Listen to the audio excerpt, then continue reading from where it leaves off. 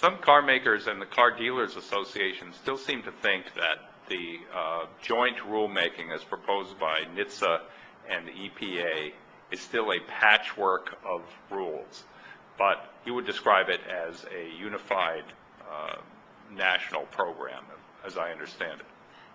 Jim, the program that we propose and we're holding public hearings today is pretty historic for a couple of reasons. First, it's the first time that we're establishing a greenhouse gas emission standard for cars to address climate change.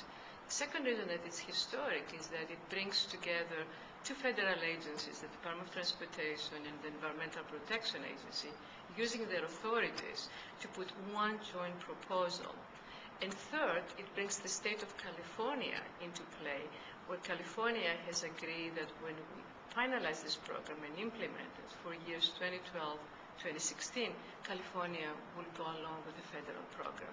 So at the end of the day, based on this proposal, the car companies will have to produce one national fleet in the U.S. in 2012 through 2016 that will meet the California and other states' requirements, the Environmental Protection Agency's requirements under the Clean Air Act, and the NHTSA requirements under CAFE regulations. There's concern by some automakers that have smaller fleets and don't build trucks that they will have to meet a higher standard, but I believe you have a program that's designed to address that. Yes, we do. Actually, under the Clean Air Act, car companies cannot pay penalties to introduce cars that do not meet regulatory standards. Right now, under CAFE, they can do that. So if you have a car that is a gas guzzler, you can bring it to the United States and you can pay money to the Department of Transportation. Under the Clean Air Act, you cannot do that. So for those companies that are small volume producers, they have limited fleet lines, and they are at higher level of fuel economy today.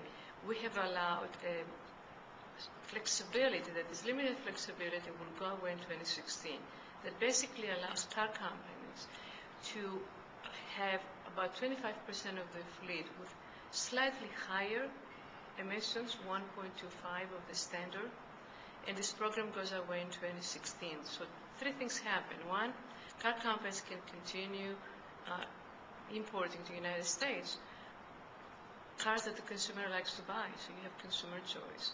Second, all cars meet the standard, and by that, then you have better fuel economy across the country, you're saving more fuel, and you're reducing greenhouse gas emissions across the board. So it's a win-win situation. So that's our proposal, and we're seeking comments. Thank you.